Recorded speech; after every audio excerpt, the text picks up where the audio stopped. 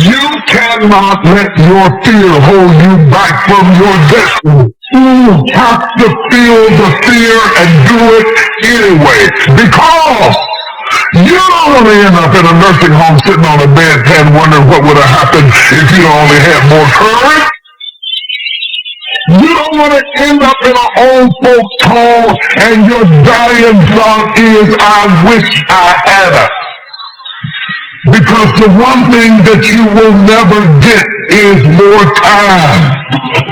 So you don't have time to allow your fear to incarcerate you when you have the key. Reach around there, unlock the door, and step into your destiny. What's my next move? Am I going to just complain, or am I going to just realize that I got to learn to adapt and overcome? Because ain't nobody perfect. So who's going? I think y'all let it just get to hoping just like I'm hoping. That when we get up to the gate, God is grading on the curve. You combine them, you get a great impact. It's until you open your mind, open-mindedness creates that. We all shut down our mind. Like, for instance, I wrote the poem. Have you even asked yourself what happiness looks like, or does your personal broadcasting channel? So hell-bent on ensuring your life outlook stays the way it is that it's not even paying attention to the data takes and see I believe wholeheartedly that the first step in any facet of transformation is remembering that you have control, that things in your life that bring you down or hold you back can be changed. In fact, the very things working against you can work for you. Like animals in the world, birds, lions, tigers, all different species of life that are not human, but yet they understand the significance of what it means to survive. Regardless of what they're going through, they still figure out how to survive, how to live, how to move, how to push. But you as a human being, you don't just sit around and complain and worm, not knowing exactly what it is to do next. Living is all you can do. Keeping faith. Being strong. Overcoming adversity. I dare you to run back the shot. I dare you to face adversity. I dare you to look at it and say, look, I'm more than this right now. I dare you to show to the black number. I dare you to stop running from it. I dare you to stop running away. You say you are eating night. I dare you to stop taking the detour because it's crack out on the corner. It's a limit for me. I dare you to stop running from the business. I dare you to stop running from the old people. Maybe you know you will come. Learn gonna move. You got time that way, baby. You cannot get what you want in your life. Not really. Comfort is failure. Many of you are denied your dream and your goal because you have a consistency versus an intensity problem. Consistency is when you do something. Intensity is how you do something.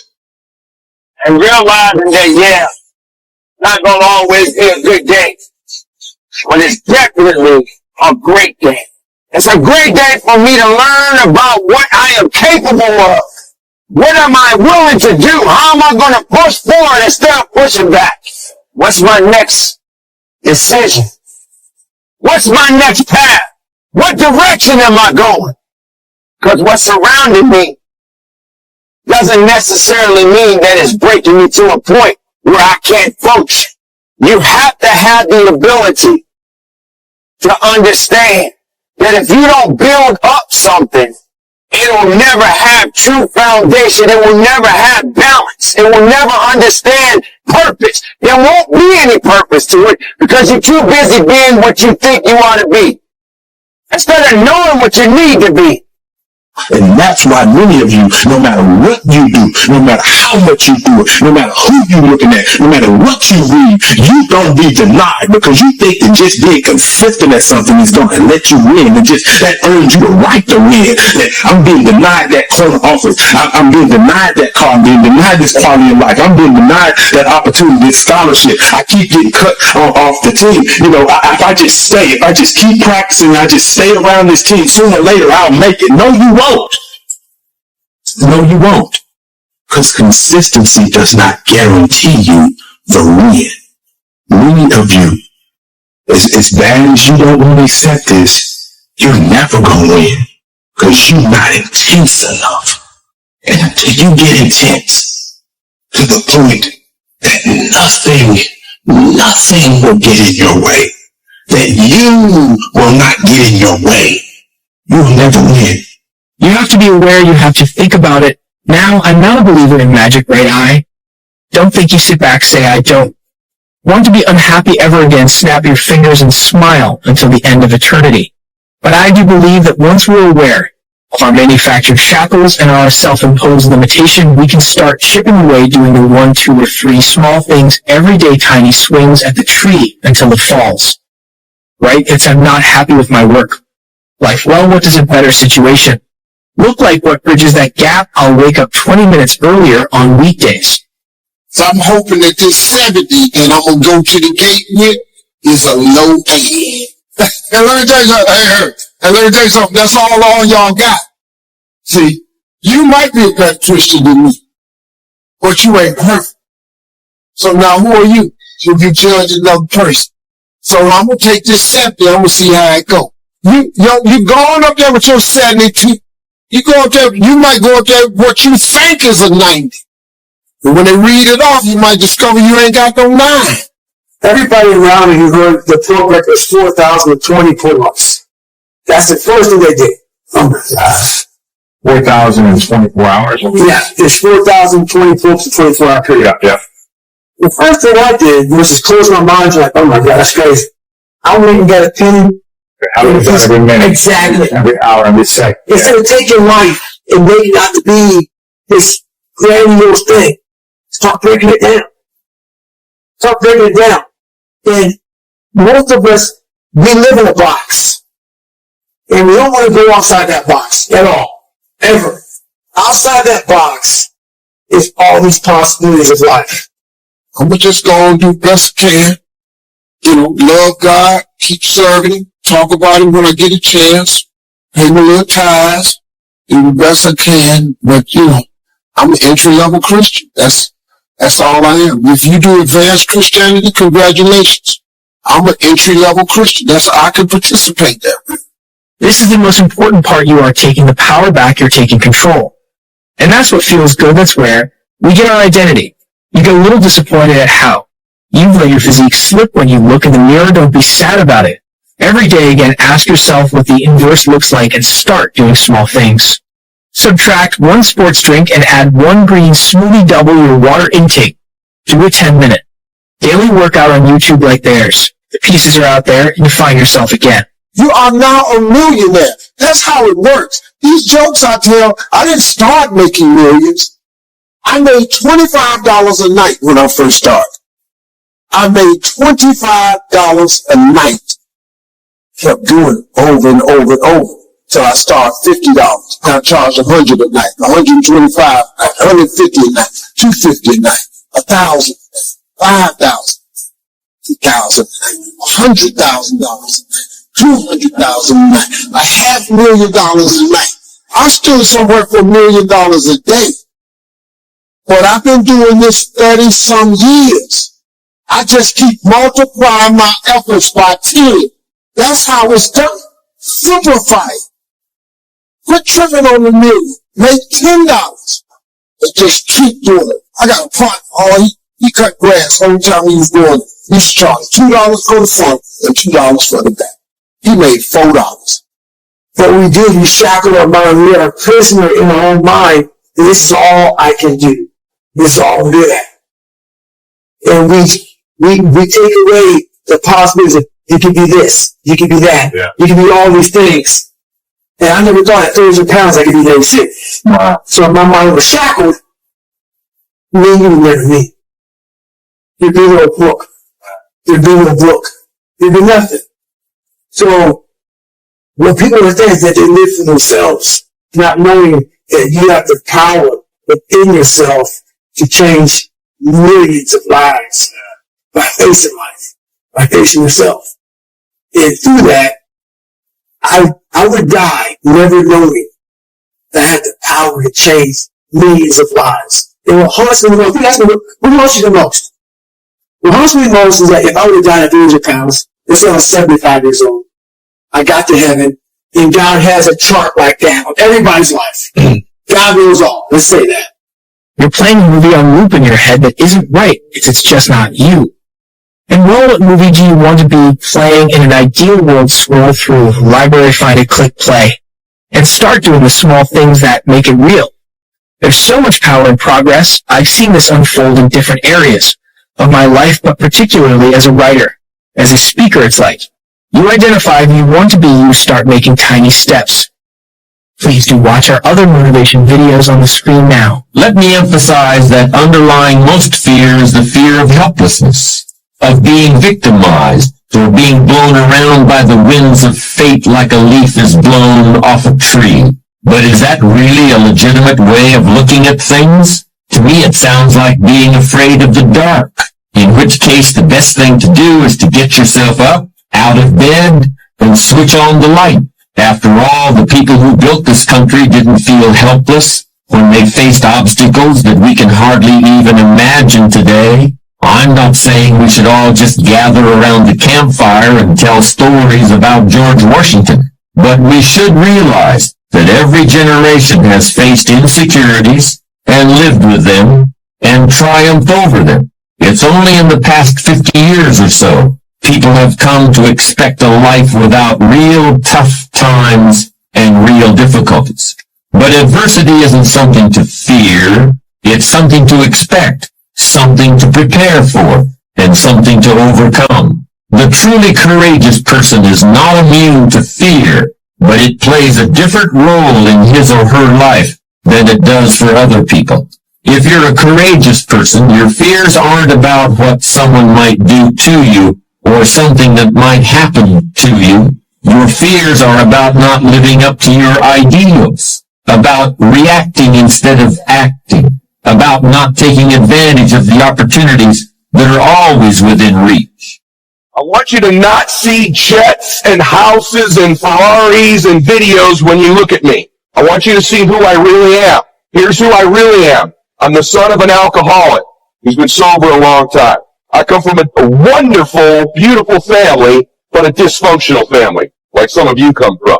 I come from lower middle class upbringing. I'm an incredibly shy and insecure person naturally. I'm the type of guy that if I saw you from high school when we were at the mall, as much as I'd love to reconnect with you, to this day, I would duck into a store and hide so we don't have that interaction. Yet I speak in front of millions of people. I know what it's like not to believe in yourself. I know what it's like to have doubt.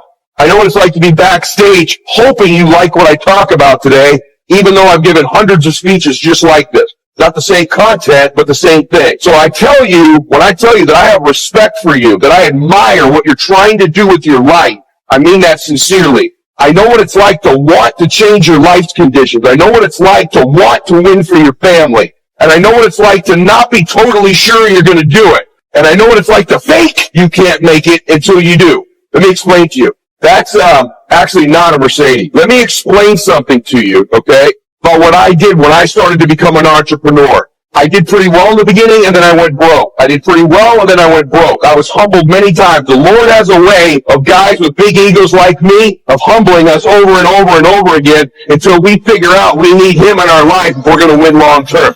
And I'm not here to preach at you, just telling you what my personal story is, okay? And so I got to the point, my wife and I were so broke, not only did I lose my first home, foreclosed on, I was 6 months married. My wife had to go get a job because me as an entrepreneur, Mr. Stud here, Mr. $400 million, I couldn't even pay our bills. And the third day she had that job, she went out to the parking lot and said, babe, she came back in the morning. I was still asleep in bed and she had gotten up to go to work. She says, babe, it got worse. Our car was stolen. My family thinks I'm nuts. I had a decent job before all this. I've lost a house. Now I've lost the car stolen. Except it was worse than that. I found out 2 hours later it was not stolen. It was repossessed. A week after that, our power got turned off. A week after that, the worst thing you could have happen to you in terms of utilities happened. We had our water turned off. We went 2 months with no water. And here I am with my new bride, who I met when I was 5 years old, by the way.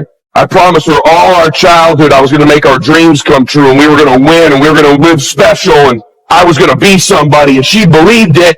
finally marries me, finds herself with a house foreclosed on, car repoed, power off, and now every morning we would get up because there was no running water. We couldn't cook, we couldn't shower or bathe. In the new apartment I moved her into, we would get up, gather our things, and go down to the pool, and there was a one outdoor shower there. And I'd hold a towel up as my new bride took her shower every single morning and brushed her teeth outside. And then she'd do it for me. And then we would walk back up the stairs, completely emasculated, completely shamed, and I'd send my wife out to her job as I tried to go win as an entrepreneur. So when I tell you I understand the journey and I admire and respect you, I may admire and respect you even at a level most people don't. I know what it's like to fail. And then once I started to turn it around, I wanted to win so bad, I was going to fake it till I made it. And I had a team of agents that was working with me in my practice, and everyone was ripping on me for my bad car. And I read an article in the Penny Saver. You guys remember the Penny Saver? This still exists? I don't even know. In the Penny Saver, and it said, Kit Car Mercedes. Kit Car Mercedes. And as I read a little further, it said, want to turn your Chrysler LeBaron into a Mercedes-Benz? I got one, $5,500. And I drove down, I met this lady, and she had a car that was a Chrysler LeBaron where they stripped the frame off the car. And they Velcroed, listen to me, they Velcroed through the car the body of a Mercedes. You think I'm kidding? I'm going to prove it to you in a minute. They Velcroed it. Now, the really good shitty kit cars were at least welded together. Mine was put together with Velcro. I paid her the $5,000. I rolled that car up to the office to my guys. I'm like, hey guys, we're balling. We're all going to be wealthy. What do you think of my new Mercedes? 6 of them believed it. One of them, who knew Mercedes, is like, it looks a little longer, and why does it have a back seat? I'm like, well, I don't know if you've been reading. You have the little BS. I don't know if you've been reading, but Chrysler and Mercedes had just merged. This is the first hybrid car they've made. So the inside's a Chrysler, the outside's a Mercedes, but it's a Benz, man. My guy's like, oh, that sounds legit. Yeah, cool. The AC only blew out heat.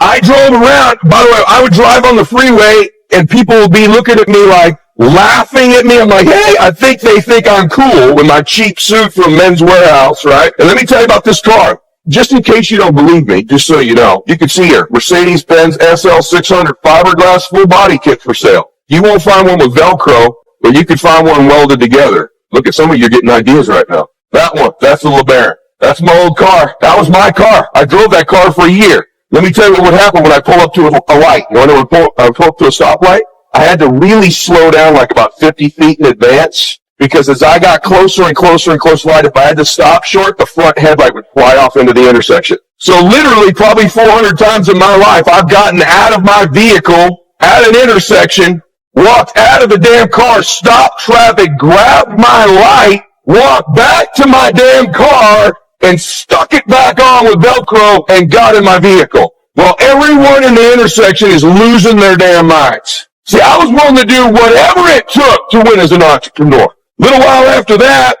my best friend's a guy named Dan Charlier. He's an African-American guy. We had a retreat up in Lodi, California. We had to drive up there, and he said, my lad, says, Eddie, there's no brothers in Lodi. I'm like, Charlier, stop with this race stuff. There's brothers in Lodi. No, dude, I'm telling you, I looked it up. There are no brothers in Lodi. And if you drive up there with me, some bad shit's going to happen. Excuse my language. I'm like, you're crazy. It's all in your head, dude. Sure enough, we go up there. I bring my team with me for a business retreat just like this. All my agents, my whole office. The meeting ends. We got to drive back to the hotel. And I don't really know the way, so we're kind of intersecting through these vineyards. All of a sudden, woo, lights behind me. Charlie goes, I told you, dude, you're driving with a brother in Lodi.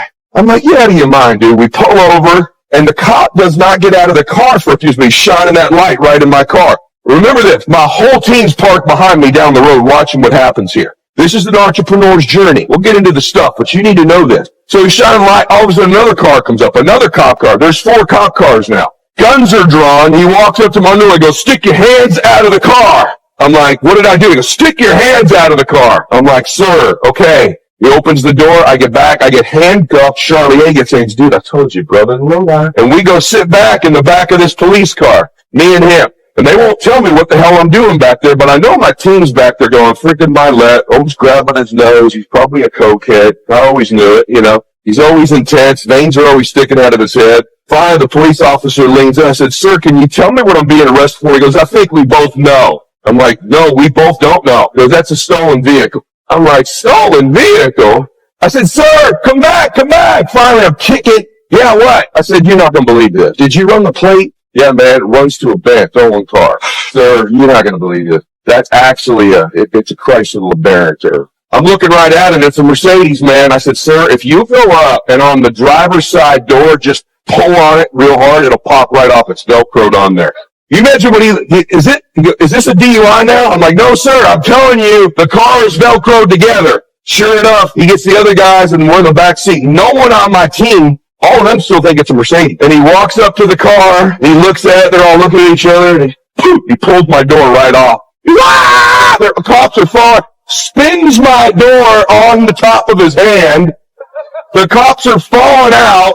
My whole team sees my car is now Velcroed together, and we are eventually allowed back into the vehicle. I tell you that story because I know what it's like to fake it till you make it. Let me tell you the cool thing. I'm a closer, though. We got back to the hotel. There's a guy on my team named Rob Day. Rob goes, what the hell's up with the car? I go, look, dude, between me and you, it's one of these hybrid Mercedes things. You need to get one of these, dude. I'll sell it to you right now for what I'm into it. And he bought that car for me 2 days later. I relate to where you are. Some of you are too cool. You're like, well, I'm not like in that kind of a condition. Yes, you are. You're broke.